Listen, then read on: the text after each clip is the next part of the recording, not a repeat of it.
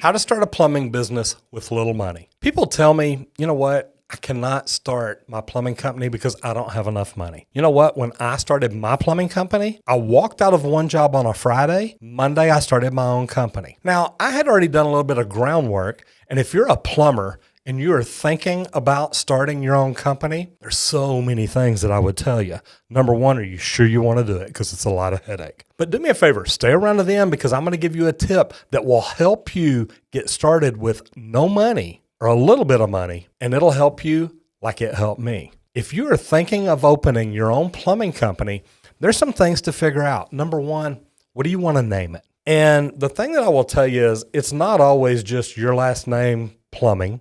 Come up with an idea. Come up with something that maybe people will remember. Now, I'm not saying not to name it after your last name. One of my best friends has his own company, and it's his last name, Plumbing. And it's been that for 30 years now, 35 years. He does great at it, but he's built that brand, that name, that recognition. Me, I've got a plumbing company too, but I came up with a unique logo and a unique name, and I really like that. Now, if you're just getting started, here's one tip that I'm going to give you that really, man, this is one that I normally don't share a lot, but if you're starting your own company and you think you're eventually going to do social media, make sure you try to get your company name on every social media platform that you can. And that will just kind of help get you started. You don't have to have things on all these platforms, but at least if you've got the name, well, if you decide later you want to, you've got that platform. What would be bad would be to build a really good name and then decide you wanted to start a LinkedIn page or a YouTube channel or a TikTok account or Twitter or Instagram, whatever, and you can't get that name anywhere. So think about that coming out of the box. What's your name going to be, and can you get it everywhere you may want it? The most important thing, really, get a phone number. People need to know how to get in touch with you. A lot of website people or marketing people are going to tell you the first things you need is a website. And I'm not going to disagree there, but you don't necessarily have to start with it. As long as people can get in touch with you and you're out either handing out cards or talking to people, that's going to help you get going. Do you already have an area that you know you want to work in? Now, me, I live in the Dallas-Fort Worth area. I am far northeast of Dallas. And if I want to work this entire area, it could be over an hour drive to the other side of the Metroplex. Our company is in Richardson, just northeast of Dallas. And what we've done is we have kind of centralized our location. We know where we want to spend any advertising dollars that we spend. Now, yes, I do some advertising now. It's very little. It's mainly social media. But if I'm going to spend any money, I know where I want to spend it. But we started just like I'm telling you. We went out, we talked to the Secretary of State, we registered our name. We had everything set up. We even filed an LLC. Now, we did that later. You may not have to start with that, but you need to know how you're going to pay taxes, what you're going to do to report that income. It would be really smart, as soon as you can afford it, to contact an accountant, a CPA, somebody like that, maybe a tax strategist, somebody to help you get set up and make sure you set things up properly. But you need to have a phone number. You need to get some business cards made so you can get out and hand them out to people. That way they know how to communicate with you. You need a truck or a van. You need something set up to help you get your tools and materials to where you're going to be working. I say that, but what kind of plumbing company do you want to start up? Really, residential service is one of the easiest things to start up. Commercial's harder because they're bigger jobs. You're going to have to put more money into it. But what if maybe you want to do commercial or commercial construction, but what if you started out doing residential service or residential new homes? If you've got the contacts and you can get the work coming in to build new homes, that may be a great place for you to start. But look at what opportunities are around you. Do you already have family and friends that know you that you could reach out to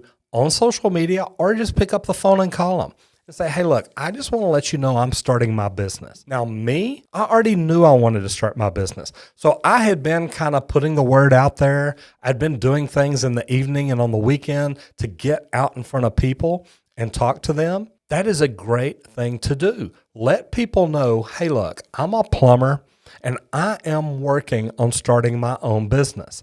Now, it's great if you've already got cards and you can hand them because they're going to hold on to that. Now they know they've got a plumber that they've met. Hopefully they like you and they trust you, and they will remember that. Then they can call you if they have a plumbing problem or if they know anybody else who does.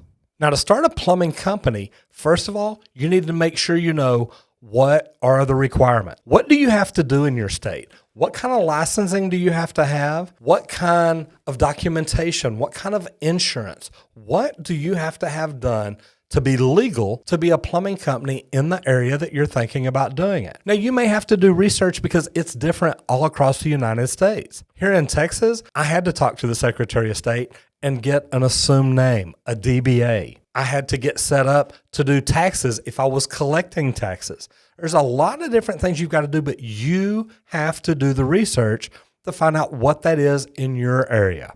Let me tell you what, starting a business is not easy. And with little money, you're going to have a lot of time. And that's going to lead me to my big tip. But first of all, if you've already started a plumbing company or you've started a business before, do me a favor and leave me a comment down below and let me know what kind of business you started and what is the number one tip you would give someone starting a business today? Because it's going to be different for each of us, and we all think about the things that were hardest. Now, after I started my business and along the way, I ended up hiring coaches. And I tell you what, that probably helped me more than anything because I was a good plumber. And to get out and start my own plumbing company, I thought this is going to be easy. I'm really good at what I do. The problem is we don't know what we don't know. I didn't know about accountants and CPAs and taxes and all this. So I had to learn all this on the way. But luckily for me, I have, and I've learned it well. But I will tell you my big tip. And it may sound funny because there's not a lot of residential service providers out doing it. But my big tip is to learn networking. Now, I've done different networking things with different groups. The one that I've been with the longest and that has done the most for me is probably Master Networks. And the reason is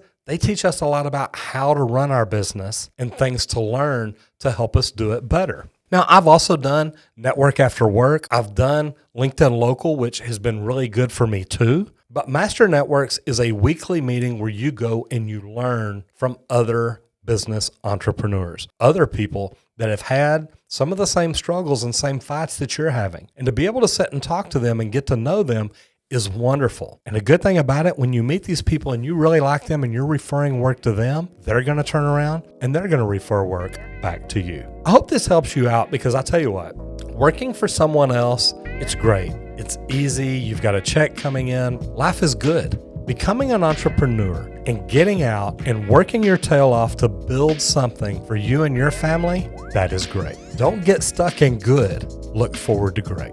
I'm Roger Wakefield, Lead AP, the expert plumber, and I'll see you on the next video if you don't get flushed.